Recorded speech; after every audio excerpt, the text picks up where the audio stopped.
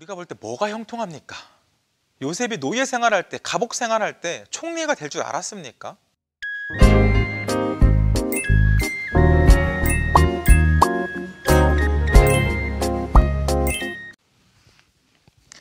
안녕하세요. 모세오경 강의 4번째 시간입니다.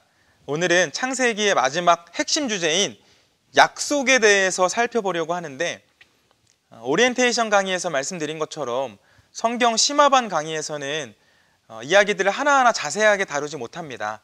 꼭 성경을 함께 읽으시면서 강의 들으셨으면 좋겠습니다. 지난 두 강의에서는 창세기 1장부터 11장까지 이 원시 역사에 대해서 살펴보았고, 이제 12장부터 창세기의 마지막 장인 50장까지 족장들의 역사를 살펴보도록 하겠습니다. 하나님의 구원 드라마라는 관점으로 성경을 볼 때 1장에서 11장까지는 하나님께서 연출자의 역할을 하셨다면 이제는 주연으로 자신을 드러내시는데, 인간을 부르시고 그 인간들과 말씀을 나누시고 또 인간들과 함께 역사를 만들어 가십니다. 하나님께서는 인간의 교만으로 인한 죄악의 사건들을 경험하시면서 모든 인류에게 진짜 왕은 자신이심을 보여주시기로 결단하신 것 같습니다. 그래서 이 땅에 하나님의 나라를 세우기로 작정하셨고 하나님의 백성들을 세워가시는데, 이를 위해 가장 먼저 하신 것은 아브라함이라는 사람을 택하시고 부르신 것이었습니다. 알고 계시는 것처럼 아브라함은 이스라엘 민족의 조상이 되죠. 그런데 성경을 보고 설교를 듣다 보면 우리가 이스라엘의 역사를 왜 알아야 하나 하는 생각이 들 때가 있습니다. 여러분, 하나님께서는 아브라함과 이스라엘이라는 이 민족을 통해서 거룩한 하나님의 나라, 그리고 그 하나님 나라 백성이 어떻게 살아야 하는지를 보여주십니다. 그래서 이 구약의 이스라엘은 신약의 이스라엘의 예표의 역할을 한다는 것이죠. 그렇다면 신약의 이스라엘은 어떤 사람들을 뜻하나요? 예수님을 믿는 모든 성도로 영적인 이스라엘 백성이고 영적인 하나님 나라에서 살아가는 백성들을 뜻합니다. 그러므로 우리는 성경을 읽을 때, 또 설교를 들을 때 특정 어떤 한 민족의 역사로 보는 것이 아니라 거룩한 하나님 나라라는 관점에서 이야기를 보고 들어야 한다는 것이죠. 오늘 창세기 마지막 시간에는 이스라엘이 아직 민족이 되기 전에 곧 족장들의 이야기를 살펴볼 텐데, 족장사는 아브라함, 이삭, 야곱, 요셉의 이야기로 이어집니다. 사실 한 주에 이 한 명씩 살펴보기도 벅찬 분량인데 핵심만 요약해서 살펴보도록 하겠습니다. 말씀드린 것처럼 하나님께서 이 땅에 하나님의 나라를 세워가시기 위해 처음으로 선택한 사람은 아브라함이었습니다. 창세기 12장 1절에서 2절 말씀 함께 읽겠습니다. 창세기 12장 1절에서 2절입니다. 여호와께서 아브라함에게 이르시되 너는 너의 고향과 친척과 아버지의 집을 떠나 내가 내게 보여줄 땅으로 가라.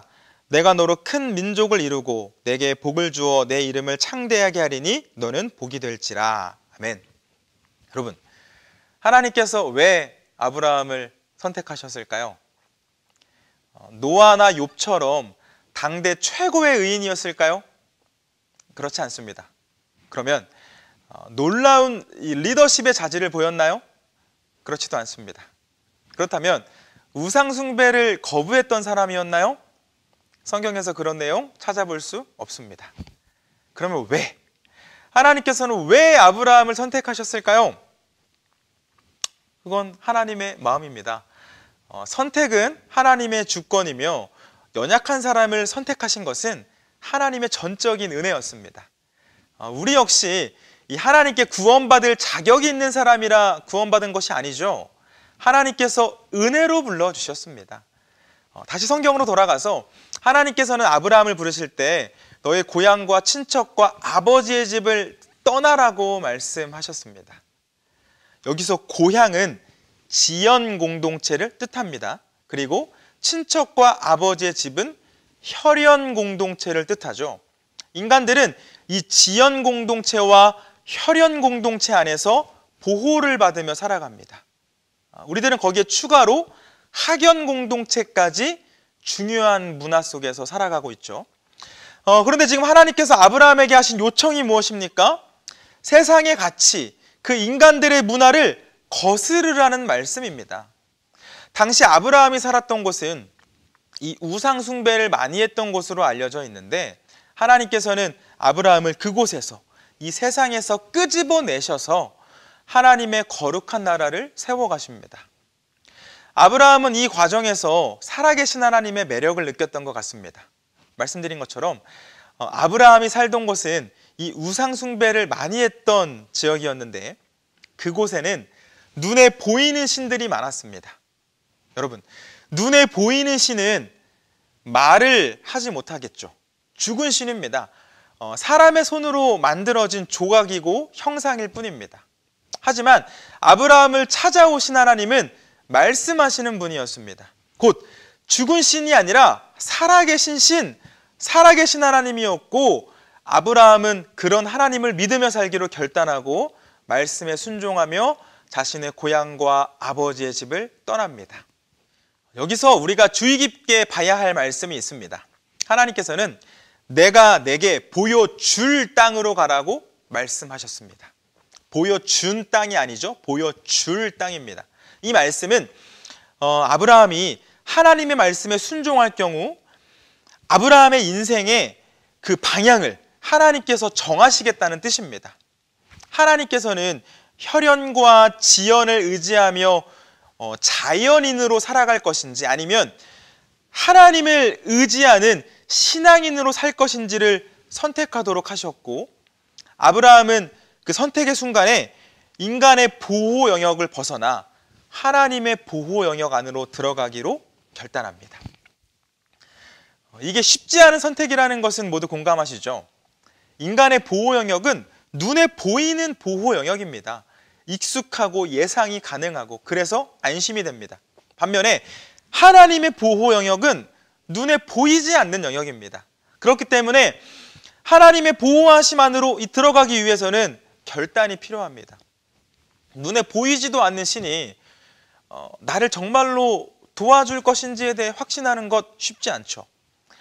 내가 살아온 삶의 경험, 내가 지금까지 의지해왔던 것들을 모두 포기하고 다 내려놓아야 하는데, 이 마음속 깊은 곳에서 의심스러운 그런 마음이 드는 것이 사실입니다. 그러나 여러분, 좋으신 하나님께서 분명히 살아계시다는 것, 그리고 내 삶을 인도하신다는 것을 믿고 믿음으로 한 걸음 한 걸음을 내디딜 때 우리는 하나님을 경험할 수 있습니다.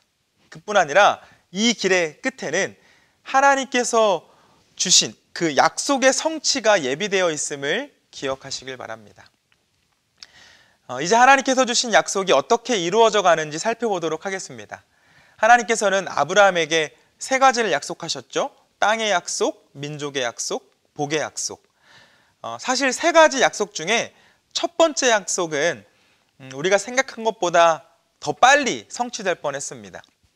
창세기 12장 7절에서 8절 말씀 함께 읽겠습니다. 7절에서 8절입니다. 여호와께서 아브라함에게 나타나 이르시되 내가 이 땅을 내 자손에게 주리라 하신지라. 자기에게 나타나신 여호와께 그가 그곳에서 제단을 쌓고 거기서 베델 동쪽 산으로 옮겨 장막을 치니 서쪽은 베델이요 동쪽은 아이라. 그가 그곳에서 여호와께 제단을 쌓고 여호와의 이름을 부르더니. 아멘. 하나님께서는 이 아브라함에게 주실 가나안으로 곧장 인도해 주셨습니다. 하지만 아브라함의 믿음은 아직 완성되어 있지 않았죠. 아직 초신자에 불과했습니다. 하나님의 약속을 믿고 좋다고 따라왔는데 이게 웬걸? 기근을 만납니다. 하나님의 인도하심을 받으면 좋은 일만 생길 줄 알았는데 어려움을 만납니다. 그때 아브라함은 하나님께 도움을 구하는 것이 아니라 이집트로 피신을 해버립니다. 하나님의 인도하심을 받는 신앙인으로 살겠다고 결단했고 이 약속의 땅으로 인도하심을 받아서 왔는데 이곳에서 어려움을 만나니 다시 자신의 생각과 삶의 경험을 의지합니다. 그뿐 아니죠. 하나님께서 분명히 큰 민족을 주시겠다고 약속하셨는데 이 이집트로 내려가는 과정에서 어떤 모습을 보입니까? 그 땅의 사람들이 자신의 아내를 차지하기 위해서 자신을 죽일까 봐 자신의 아내를 누이라고 속입니다. 여동생이라고 속이죠. 아브라함의 행동에 하나님을 찾아볼 수가 없습니다. 세상의 방법, 세상의 상식, 자신의 경험, 자신의 지혜만 의지하고 있는 것이 보입니다. 아브라함의 이 한 번의 선택은 이 첫 번째 땅 약속과 두 번째 민족에 대한 약속을 모두 수포로 돌릴 뻔했습니다. 그런데 여러분, 아브라함의 모습 속에 우리의 모습이 보이지 않습니까? 하나님의 말씀을 들으며 살겠다고 매번 다짐하지만 이 찾아오는 삶의 어려움 앞에서 하나님께 도움을 구하기보다는 믿음 없는 모습, 곧 내 능력과 내 경험을 의지할 때가 얼마나 많습니까? 기억하시길 바랍니다. 우리가 전적으로 하나님께 순종할 때 하나님께서는 세상이 줄 수 없는 놀라운 복과 은혜를 허락해 주십니다. 다행인 것은 아브라함의 믿음이 이 어린아이와 같은 믿음, 초신자와 같은 믿음에 머물러 있는 것이 아니라 시간이 지날수록 성장했다는 것입니다. 아브라함의 믿음이 성장하기까지는 하나님의 돌보심과 역사하심이 있었습니다. 아브라함의 연약한 믿음, 이 어리석은 행동과는 상관없이 하나님께서는 약속을 이루어가고 계시다는 것을 보여주셨죠. 먼저는 이집트의 왕 바로가 아브라함의 아내 이 사라를 취하려고 했을 때 하나님께서 개입하셔서 막아주십니다. 아브라함과 사라는 하나님께서 하나님의 나라를 세워가시기 위해 선택하신 부부였는데 이렇게 다른 남자의 아내가 되어버리면 안 되겠죠. 자칫 아브라함의 실수로 하나님의 계획은 물거품이 될 뻔했지만 하나님께서 막아주셨습니다. 또 하나님께서 이 적극적으로 약속을 이루어가고 계심을 보여주시는데 아브라함과 사라 사이에 자녀 이삭을 주셨습니다. 사실 아브라함과 사라는 자녀를 낳을 수 있는 나이가 아니었습니다. 이삭이 출생할 때 아브라함의 나이는 100세 그리고 사라의 나이는 90세로 사라의 경우에 여성의 생리도 끊어진 상태였습니다. 하지만 하나님이 누구십니까? 동정녀를 통해서도 출산을 하게 하시는 분 아닙니까? 생명의 주인이신 하나님께서는 이 사라의 몸을 통해 자녀를 출산하게 하셨고 아브라함의 평생 소원이었던 이 자녀를 주심으로 약속을 이루어가고 계신다는 것을 보여주십니다. 아마 이 아브라함에게는 이 사건으로 하나님에 대한 믿음이 생겼던 것 같습니다. 이삭의 출생은 하나님의 전능하심을 보여주는 결정적인 사건이었죠. 아들을 얻은 후에 아브라함의 모습이 바뀝니다. 하나님을 전적으로 신뢰하죠. 창세기 22장 좀 뒤쪽으로 넘기셔서 22장 1절에서 2절 말씀을 함께 읽겠습니다. 22장 1절에서 2절입니다. 그 일 후에 하나님이 아브라함을 시험하시려고 그를 부르시되 아브라함아 하시니 그가 이르되 내가 여기 있나이다. 여호와께서 이르시되 내 아들 내 사랑하는 독자 이삭을 데리고 모리아 땅으로 가서 내가 내게 일러준 한 산 거기서 그를 번제로 드리라. 아브라함의 믿음이 성장할 때쯤 하나님께서는 시험을 하나 주셨습니다. 그 시험은 이 100세 때 얻은 자신의 목숨을 내어줄 만큼 소중한 그 아들을 하나님께 제물로 바치라는 것이었습니다. 여러분 이때 아브라함이 어떻게 했습니까? 믿음으로 돌파합니다. 하나님께서 말씀하신 바로 다음 날 이삭과 함께 짐을 챙겨서 번제를 드릴 수 있는 곳으로 이동했고 이 이삭을 제단 위에 묶고는 칼을 들었습니다. 하나님께서 아브라함의 믿음을 보시고 말리셔서 다행히 이삭에게 칼을 대지는 않았지만 하나님께서 말리시지 않았다면 아브라함은 아마 이삭에게 칼을 대었을지도 모릅니다. 어떻게 이렇게까지 할 수 있었을까요? 약속을 이루시기 위해 100세의 아들을 주실 수 있는 분이라면 죽은 아들도 살릴 수 있다고 믿었기 때문입니다. 히브리서 기자는 아브라함의 믿음에 대해서 이렇게 기록해 놓았습니다. 히브리서 11장 19절입니다. 그가 하나님이 능히 이삭을 죽은 자 가운데서 다시 살리실 줄로 생각한지라. 비유컨대 그를 죽은 자 가운데서 도로 받은 것이니라. 아멘. 또 야고보는 행함이 없는 믿음은 죽은 믿음이다 라고 이야기했는데 아브라함은 하나님의 말씀에 순종했습니다. 그러자 하나님께서 어떻게 하십니까? 창세기 22장 16절에서 18절 말씀 읽겠습니다. 22장 16절에서 18절입니다. 이르시되 여호와께서 이르시기를 내가 나를 가리켜 맹세하노니 내가 이같이 행하여 내 아들 내 독자도 아끼지 아니하였은즉 내가 내게 큰 복을 주고 내 씨가 크게 번성하여 하늘의 별과 같고 바닷가의 모래와 같게 하리니 내 씨가 그 대적의 성문을 차지하리라. 또 내 씨로 말미암아 천하 만민이 복을 받으리니 이는 내가 나의 말을 준행하였음이니라 하셨다 하니라. 아멘. 하나님께서는 자신의 이름을 걸고 아브라함을 축복하셨는데 우리 다음 강의 출애굽기 말씀을 볼 때 자세하게 살펴보겠지만 이스라엘 민족이 이집트를 나올 때 장정만 60만 어린아이들과 어르신, 여성들을 모두 합치면 약 200만 명은 되는 그런 대인원이 이집트를 나오게 됩니다. 이는 하나님께서 민족에 대한 약속을 이루어 주셨음을 알 수 있죠. 또 다음 장인 창세기 23장에 보면 이 막벨라굴 매입 사건이 등장합니다. 성경 최초의 부동산 매매 사건이었죠. 아브라함이 죽은 아내 사라를 묻을 곳을 찾을 때 당시 헷 족속은 아브라함에게 무료로 이 땅을 주려고 했었습니다. 하지만 아브라함은 그 땅을 무료로 받는 것을 거절하고 돈을 주고 땅을 매입합니다. 학자들은 이 땅을 저렴하게 산 것이 아니었다고 평가합니다. 오히려 엄청난 바가지였다고 말하기까지 하는데 아브라함이 이렇게 손해를 보면서까지 땅을 구입한 이유가 있겠죠. 그 땅은 하나님께서 아브라함에게 주실 약속의 땅이었습니다. 곧 아브라함에게는 자신이 산 이 작은 구역뿐만 아니라 이 땅 전체가 자신의 땅이 될 것이라는 믿음이 있었습니다. 그러므로 땅을 샀다는 것은 이 땅은 하나님께서 내게 주실 땅이라는, 내게 이미 주신 땅이라는 것을 선포하기 위해 깃발을 꽂는 행위였다는 것이죠. 그래서 어떻게 되었습니까? 아브라함의 때는 아니지만 아브라함의 후손인 여호수아 때에 보란듯이 그 땅 전체를 이스라엘이 차지합니다. 여러분, 남은 마지막 약속 한 가지 기억하시나요? 복의 약속. 정확히 말하면 복의 근원이 될 약속이었죠. 복의 약속은 다른 약속들과 달리 훨씬 늦게 성취가 되었습니다. 신약 시대에 이루어지게 되죠. 갈라디아서 3장 14절입니다. 이는 그리스도 예수 안에서 아브라함의 복이 이방인에게 미치게 하고 또 우리로 하여금 믿음으로 말미암아 성령의 약속을 받게 하려 함이라. 예수님은 아브라함의 자손으로 오셨죠. 곧 아브라함이 이 복의 민족을 넘어서 온 열방에 미치게 되었습니다.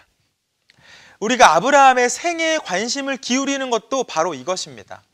아브라함이 받은 약속은 저와 여러분의 구원을 위한 약속이었고 하나님께서는 아브라함과 하신 약속을 성취하시며 우리 모두에게도 구원의 복이 임했습니다. 살펴본 것처럼 아브라함은 하나님으로부터 세 가지의 약속을 받았지만 약속의 성취는 이 아브라함의 때에 이루어진 것이 아니라 아브라함의 후손들의 때에 모두 이루어집니다. 기억해서 볼 것은 아브라함은 자신의 때의 약속이 성취되어지지 않았음에도 믿음을 잃어버리지 않았고 그 믿음을 후손들에게 넘겨주었다는 것입니다. 여러분, 성경에는 아직 성취되지 않은 약속들이 있습니다. 이때 우리는 아브라함과 그의 후손들이 하나님의 약속을 믿고 하나님을 따랐던 모습을 본받아야 합니다.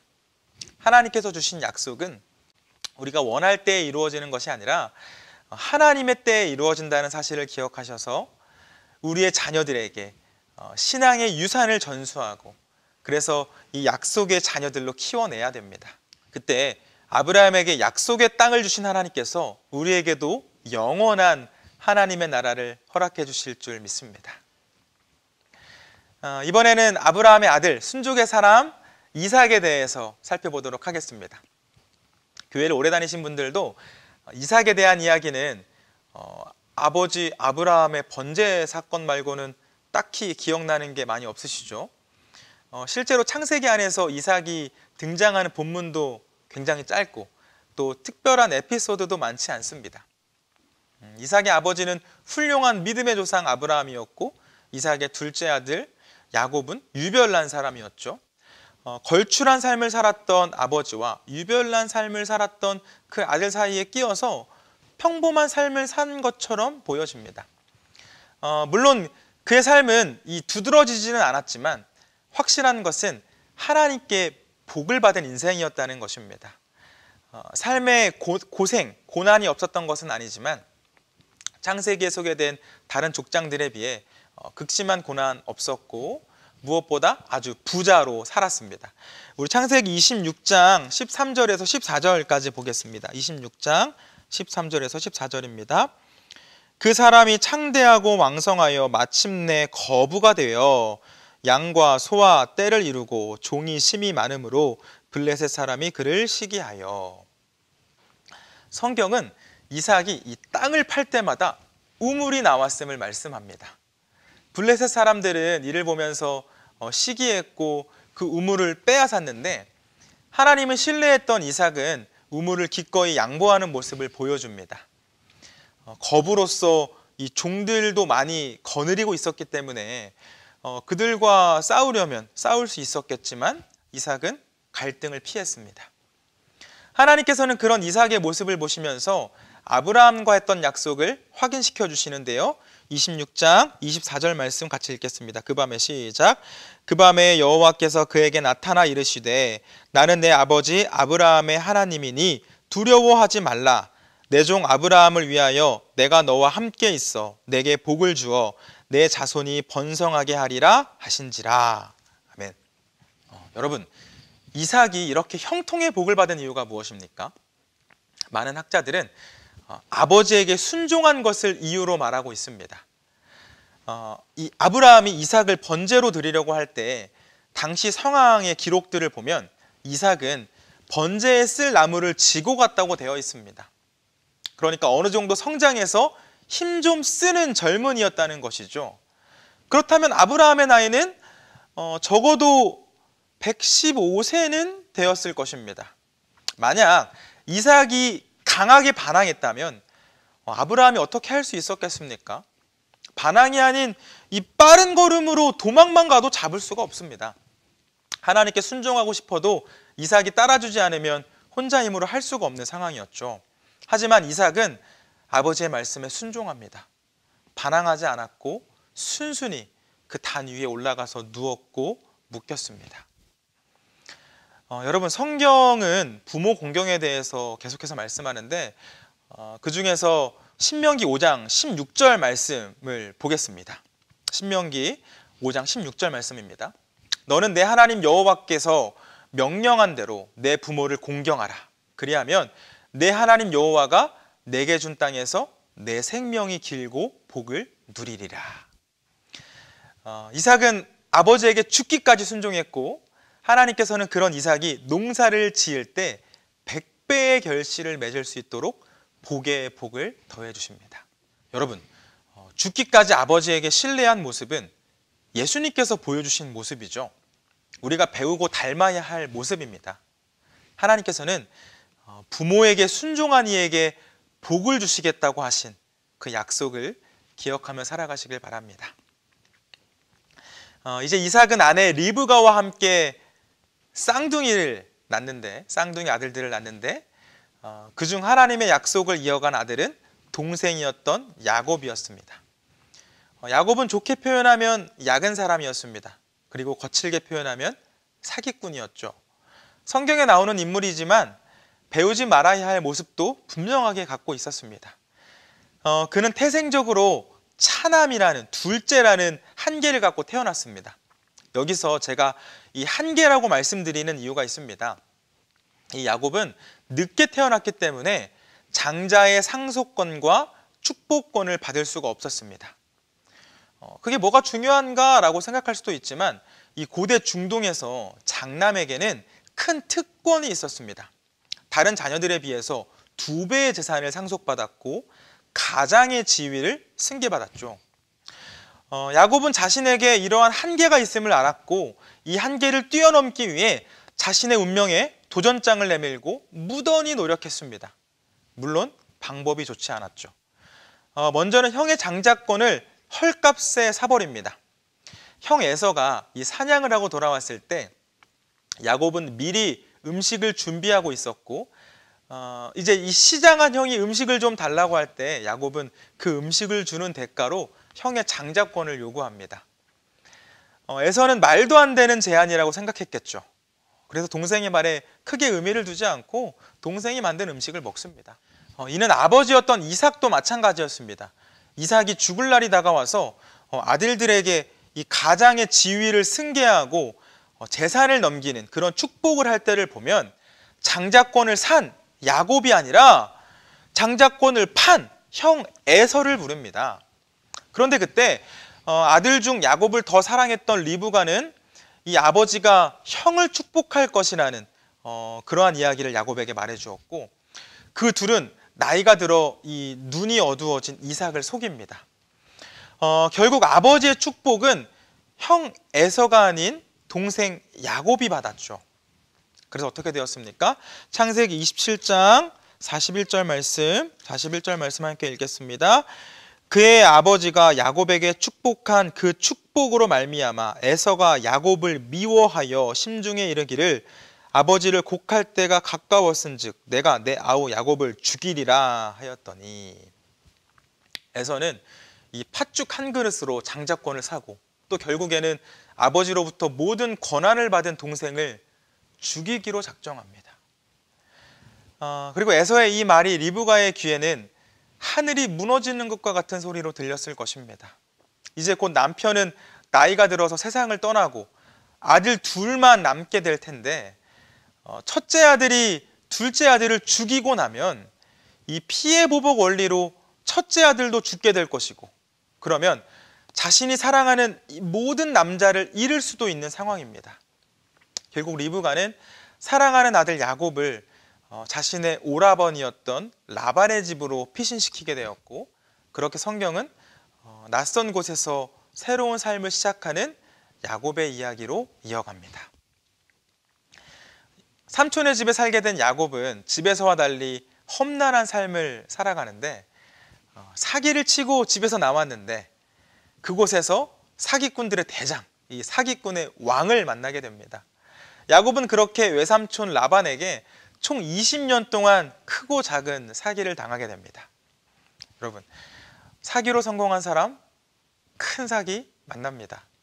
잠시 뒤에 살펴보겠지만 먼 훗날에 이 야곱은 자신의 아들들에게도 사기를 당하게 되죠. 야곱이 나중에 바로를 만났을 때 그가 한 고백을 보면 그의 삶이 어땠는지를 짐작할 수 있습니다. 창세기 좀 뒤로 넘기셔서 47장 9절 말씀을 좀 보겠습니다. 47장 9절입니다. 야곱이 바로에게 아뢰되 내 나그네 길의 세월이 130년이니이다. 내 나이가 얼마 못 되니 우리 조상의 나그네 길의 연조에 미치지 못하나 험악한 세월을 보내었나이다 하고. 그러나 야곱은 삼촌에게 사기를 당하면서도 최선을 다해 삶을 살았고 이 많은 가족과 재산을 얻게 되었습니다. 여러분, 야곱은 태생적인 한계를 갖고 태어난 사람이었지만 그 한계에 안주하지 않고 끊임없이 도전했습니다. 물론 그 과정에서 속임수를 쓰기도 했지만 자신에게 있는 한계를 극복하기 위해 자신이 할 수 있는 최선을 다하는 것, 곧 야곱의 이러한 열정은 우리도 배울 만한 부분인 것 같습니다. 이 야곱의 열정은 하나님을 붙잡는 모습 속에서도 찾아볼 수 있습니다. 그는 하나님과 씨름에서 이긴 유일한 사람이었죠. 삼촌의 집을 떠난 야곱은 이 야복강에서 한 번 더 한계의 상황을 만나게 됩니다. 야복강은 라반의 집을 떠나 고향 땅으로 돌아가는 길에 잠시 멈춘 곳인데, 이 앞에는 20년 전까지만 해도 나를 죽이겠다고 이를 갈던 형 에서가 버티고 있었고, 그렇다고 다시 뒤로 발걸음을 돌려서 삼촌에게로 돌아갈 수도 없었습니다. 역시나 이때에도 야곱은 자신이 할 수 있는 모든 것을 합니다. 우선 혹시나 모를 상황을 대비해서 자신에게 속한 이 무리를 두 무리로 나누고, 형의 굳은 마음을 녹이기 위해 많은 양의 선물을 나누어서 차례대로 보냅니다. 야곱은 이렇게 자신이 할 수 있는 것을 최선을 다해서 한 후에 하나님 앞에 엎드립니다. 이 창세기 32장을 보면 야곱의 주도 면밀한 모습을 잘 볼 수 있는데, 야곱은 지금 자신의 상태에서 이 상태를 점검하고 그 문제를 해결하기 위해 자신이 해야 할 것을 최선을 다해 합니다. 그 후에는 하나님 앞에 엎드려 기도하고, 또 기도한 후에는 다시 상태를 점검하고 또 자신의 할 일을 하고, 문제 앞에서 하나님께 구할 때는 최선을 다해 구하고 자신이 해야 할 것 역시 최선을 다해 했습니다. 야곱이 하나님께 얼마나 치열하게 기도했는지 성경은 야곱이 하나님과 씨름을 한 것으로 기록해 놓았는데, 날이 새도록 밤이 새도록 했다고 말합니다. 하나님의 도움이 없으면 이겨낼 수 없다고 생각했기 때문이겠죠. 야곱의 이러한 간절함 앞에서 하나님께서는 기도의 응답의 사인으로 그 씨름을 져주셨는데, 이때 야곱의 환도뼈를 치셔서 꺾으셨고 이스라엘이라는 이름을 새로 주십니다. 이것이 무엇을 뜻하냐면, 우선 환도뼈는 허벅지 관절을 뜻하는데, 이는 당시 남자의 활동력과 생명력, 그리고 자손 번식의 자리로 간주되었습니다. 그러므로 하나님께서 이 부분을 치셨다는 것은 야곱의 생명력과 활동력을 약화시키셨다는 것이죠. 곧 이 야곱의 정체성과 교활함, 어떤 간교함과 같은 야곱의 성향을 무력화시키신 것입니다. 그 후에 하나님께서는 이스라엘이라는 이름을 주십니다. 이제는 하나님의 도움으로 살아가라는 것이죠. 야곱은 일평생 이 소유로 자신의 만족을 채우려고 했습니다. 장자권을 얻고 또 많은 아내와 자식들을 얻고 수많은 재산도 소유했습니다. 이를 위해서 사기를 치기도 했죠. 그러나 이 소유만으로는 해결할 수 없는 문제를 만났습니다. 이 야복강의 한계 앞에서는 그동안 자신이 살아왔던 삶의 경험과 자신의 능력 모두 소용이 없었습니다. 그때 하나님께서는 야곱을 만나 주셨고 새 이름을 주셨습니다. 곧 야곱의 존재를 새롭게 하셨다는 뜻입니다. 여러분은 무엇을 의지하며 살아가시나요? 내 능력, 내 경험, 아니면 내 소유, 이 모든 것이 부질없는 것은 아니지만 그럼에도 우리를 영원한 승리, 영원한 생명으로 인도하지는 않습니다. 나는 하나님의 자녀입니다. 나는 하나님 나라의 백성입니다. 라는 믿음의 고백과, 그리고 그 고백 가운데 역사하시는 하나님의 도움이 우리를 승리와 생명으로 인도하죠. 바라기는 소유를 바라는 삶이 아닌 하나님의 약속을 따라가는 우리 모두가 되면 좋겠습니다. 마지막으로 살펴볼 인물은 야곱의 아들 요셉입니다.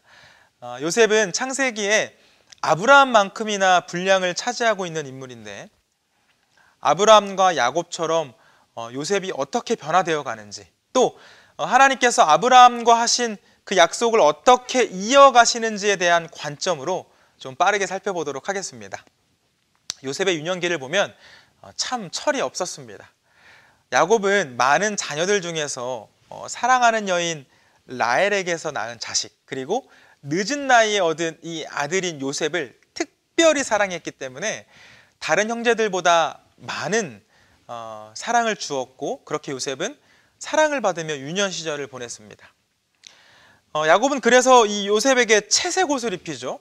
채색 옷은 사무엘하 말씀을 보면 공주가 입는 옷으로 나옵니다. 그러니까 야곱이 요셉에게 채색 옷을 입혔다는 것은 일상적인 노동에서 제외를 시켰다는 말이고, 이것은 특별한 대우를 하고 있음을 보여줍니다. 이 사실 자체만으로도 형제들은 곱지 않은 시선으로 요셉을 볼 텐데, 사랑만 받고 자란 요셉은 이 밉상짓을 골라서 합니다. 그가 자진해서 하는 일은 형들을 뒤쫓아다니면서 형들의 잘못을 아버지에게 고자질하는 일이었죠.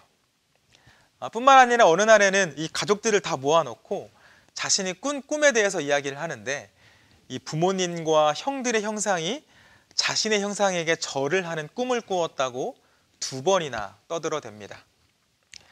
형들의 눈에 요셉이 좋게 보일 수가 없죠. 결국 이 쌓인 화를 참을 수 없었던 형들은 동생을 이집트의 노예로 팔아버리고 아버지에게는 들짐승에게 잡아먹혔다고 거짓말합니다. 그렇게 요셉은 하루아침에 왕자와 같은 삶에서 노예의 삶을 살아가게 됩니다.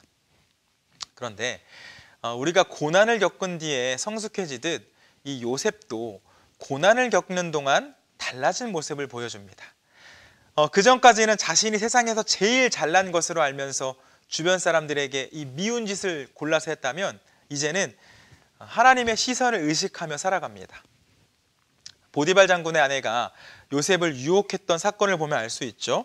우리 창세기 39장 8절에서 9절 말씀 보겠습니다. 39장 8절에서 9절입니다. 요셉이 거절하며 자기 주인의 아내에게 이르되 내 주인이 집안의 모든 소유를 간섭하지 아니하고 다 내 손에 위탁하였으니 이 집에는 나보다 큰 이가 없으며 주인이 아무것도 내게 금하지 아니하였어도 금한 것은 당신뿐이니 당신은 그의 아내임이라. 그런즉 내가 어찌 이 큰 악을 행하여 하나님께 죄를 지으리까.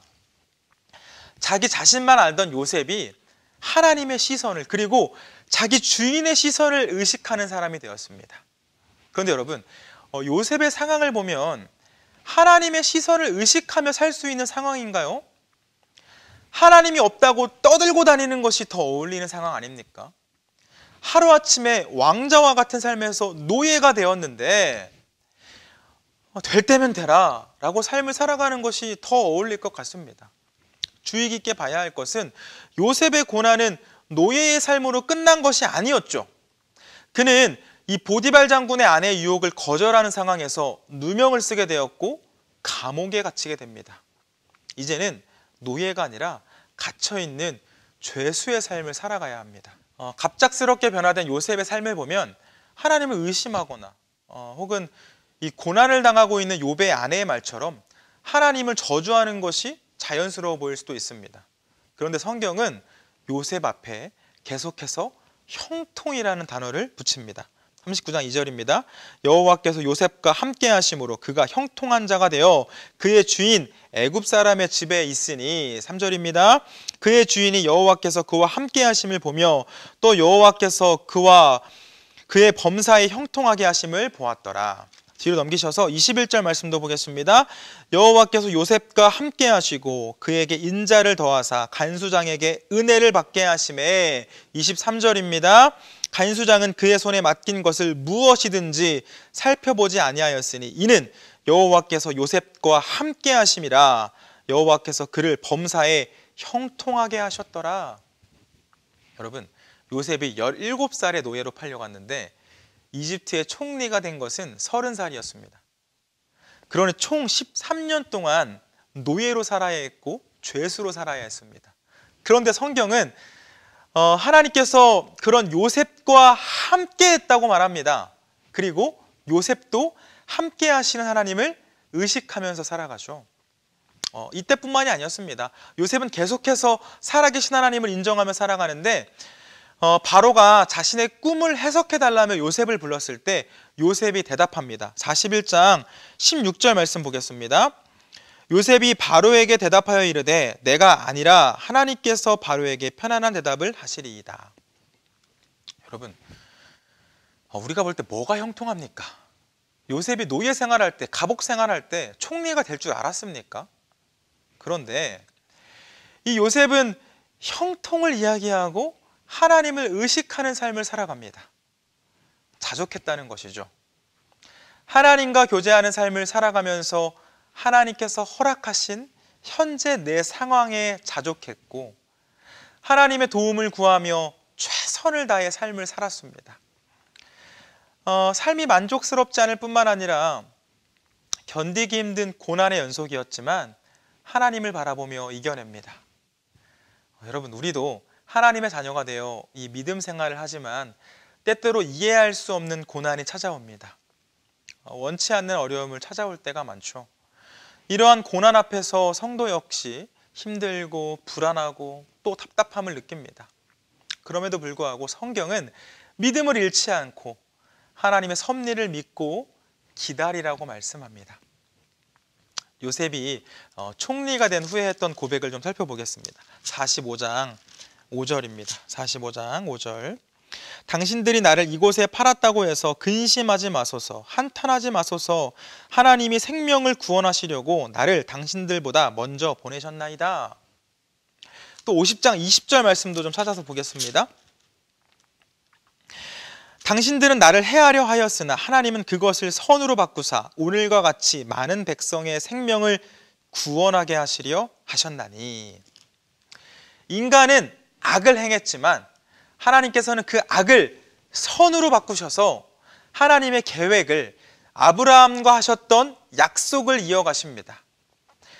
요셉이 총리가 되었을 때 야곱의 가족들은 그 환난 속에서 이집트로 넘어와 살 수 있게 되었고, 그곳에서 많은 자손을 얻어 약속이 성취됩니다. 이제 오늘 강의를 정리합니다. 창세기에 나오는 족장들은 하나님의 나라를 세워가기 위해 선택된 사람들이었고, 그들의 삶을 통해 하나님의 백성이 살아야 할 삶을 배울 수가 있습니다. 함께 보신 것처럼 처음에는 이 믿음이 연약했던 사람도 하나님의 약속을 붙들고 있으면 그렇게 믿음이 성장하고, 또 인격적으로 부족했던 사람도 다듬어지고 다듬어져서 하나님의 약속을 이루어가는 도구로 쓰임을 받습니다. 우리도 마찬가지입니다. 하나님의 나라의 백성으로서 이 땅에 하나님의 나라를 이루며 살아갈 때 우리에게 필요한 것은 살아계신 하나님을 향한 분명한 믿음이며 하나님의 시선을 의식하며 살아가는 삶입니다. 창세기 50장 24절에 보면 요셉은 하나님께서 후손들을 이 약속의 땅으로 인도하실 것이고, 그리고 그때 자신의 유골도 약속의 땅에 묻어달라고 유언합니다. 마지막까지 이 하나님의 약속을 잃어버리지 않고 그 약속의 땅을 소망했음을 알 수 있죠. 요셉은 자신이 바라봐야 할 곳이 어디인지 분명히 알았습니다. 여러분, 우리도 바라봐야 할 곳이 있습니다. 그곳은 하나님께서 예수님을 통해 우리에게 주시겠다고 약속하신 영원한 하나님의 나라입니다. 이 명절에 고향집에 갈 때 이렇게 쭉 그 길만 가는 것이 아니죠. 가다 보면 차가 막히기도 하고, 또 어쩌다 보면 이 작은 사고를 경험하기도 합니다. 그럼에도 다시 돌아서 오는 것이 아니라 고향을 향해 가는 것처럼 우리들도 우리 삶에 때때로 이 어려움이 찾아올 수 있지만 하나님의 나라를 소망하시며 이겨내시고 내게 찾아온 그 고난을 통해 더 성장해서 다른 사람들을 구원의 길로 인도하는 그런 하나님의 백성들이 되면 좋겠습니다. 감사합니다.